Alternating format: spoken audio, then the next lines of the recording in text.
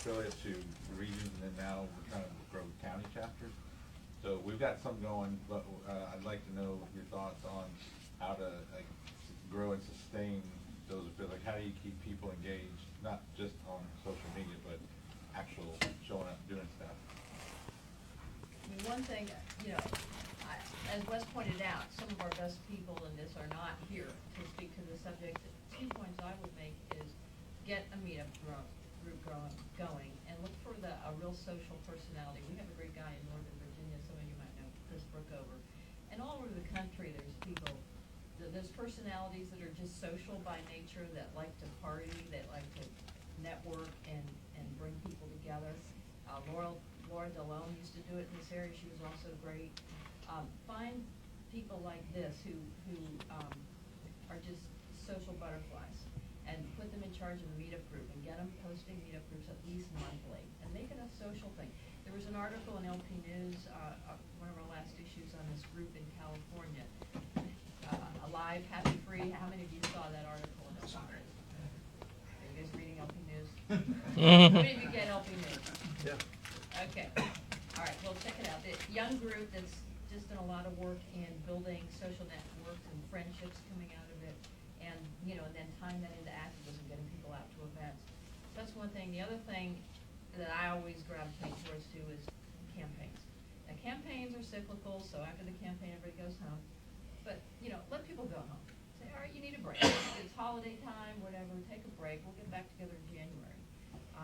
But campaigns really get people's blood going. And hand in hand with that, one of the things you want your members to do is to be all regularly recruiting candidates. So you can be doing that all the time, recruiting candidates, and with that, training them, teaching them community driving, teaching them what to expect in their vote totals. You know, and some of them aren't going to listen. They're going to go around telling everybody they're going to win, and they're going to have 5% of the vote, and they're going to, you know, so you won't always succeed. But do what you can to just bring your candidates up that learning curve, because a lot of them are new and they need to know all the stuff that you guys know.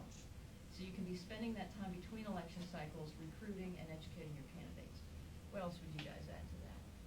Well, I would just say in Clayton County, when we were really hitting it was when we were running campaigns. I mean, that was actually one of the best things. Also, sometimes there's some big events you kind of schedule on. But the first thing is go ahead and pick a dedicated day.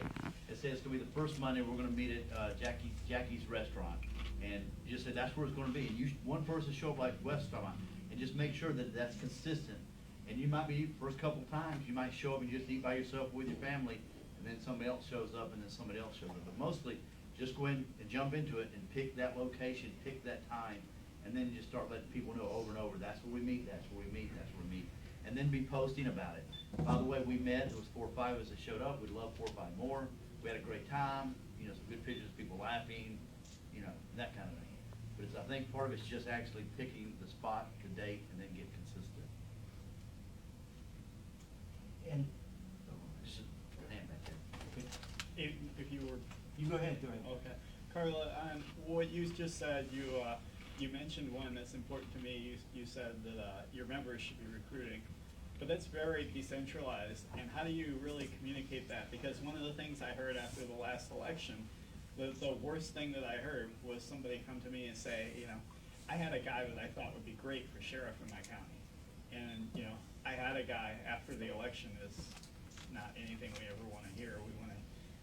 I will amend what I said before, because I think that you're right. You just don't want everybody recruiting. You want several key people. In Northern Virginia, we have Matt Chalco and Chris Brookover, and they're some of the 2 regulars that I see, myself and others, who just, now they're experienced libertarians who know the ropes. So that it's not just everybody going up and recruiting candidates. It's the people in your party who have experience and knowledge about where to find good candidates and coach them while you're recruiting them and preparing them while you're recruiting them. So, yeah. Well, this person had some good experience and everything, and really, I mean, they're on our leadership group, and I feel that everybody in our leadership group is fairly liberal in terms of membership in Indiana. I mean, I think that of the people that come to the convention, probably 70% of them are in the leadership group, the Facebook leadership group. But it just, I guess it kind of surprised me that to them, it wouldn't have at least registered to say, you know, I'm gonna talk to my county chair, or, I don't know. I'm not sure how to deal with the problem that not everybody wants to be a leader. If I was brand new in your group and I had somebody I thought should run, I would tell somebody that they should run. So on the, do you have a specific question here? I think I Getting to kind the of, well, centralization that you I'll were tell you what I would, if I was your chair, Sam, don't do that. Georgia, recruiting candidates a little harder for us because of lack of ballot access. One thing is you want to be very clear, what is the standard when we find that guy? Who do I report back to? Because I may not be a good recruiter, I may be kind of nerdy, kind of scared to talk about, but I know this guy would make a great sheriff. This is the contact person that they need to talk to. You need to talk to Bob Jones, and Bob Jones will get in touch with you. That's a good idea. So, Put out so you contact need to people. be a standard, how you react when you find that candidate, who's gonna be the go-to guy, and who's gonna be contact. And for everybody to know that it's Bob Jones, who's gonna be the go-to guy if you're not capable. Because the vice chair's probably capable, or the chair's probably capable, but a lot of other folks who are kind of newbies may not. And then you just have that standard, go to Bob. Bob will take care of it. Okay. And you may have a place somewhere where y'all have a secret group, you post that name, because we have the internal secret groups where we don't want people to see what we're saying. You know, say, look, you know, John Smith, that guy that was a deputy, he's been talking about running for sheriff, but nobody acts like they want to support him. We need to get down there. Plus, somebody later on go back and look through those messages, that, has anybody, you know, contacted him? And then there's kind of a written note there for people to kind of remember. Okay. Thank you both.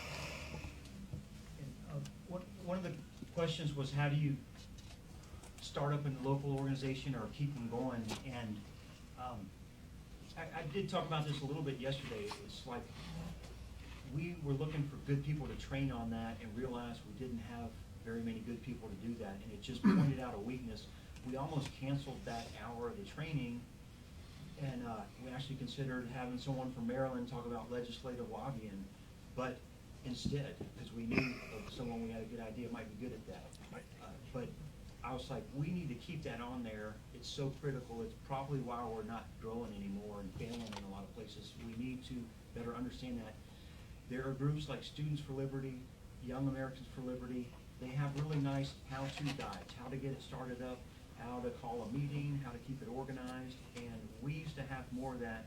And by having this training, we helped you some, but we also helped learn our own weaknesses. And I hope that the next time we do this in 3 months, we will have a great how-to guide ready for people like you on how to get up a monthly, you know, a local meeting and keep it going, including all the, you know, social aspects. Do this, don't do that. So that it's a big weakness. I have a fundraising question from this presentation. It was a pretty cool idea that, you know, to go around and pass out the flyers, but I used to date, before I was married, I dated a female firefighter for a long, long time. And go to a lot of these firefighter things, and also I grew up in the church, they have you pass around a collection plate. And the firefighters would say, all right, get your cash out, and they'd pass around a boot. And they just pass the boot and fill it with cash. Is that an acceptable thing or legal thing, or? It's technically illegal in a lot of places, but a lot of libertarians still do it, and so we can't put it in a training manual in writing instructing you to do that. But some places there's exceptions for it. May I speak to that? Yeah. There are with the FEC, I can't talk about states, and I will say with 99% certainty the following is true. Anonymous contributions are not allowed.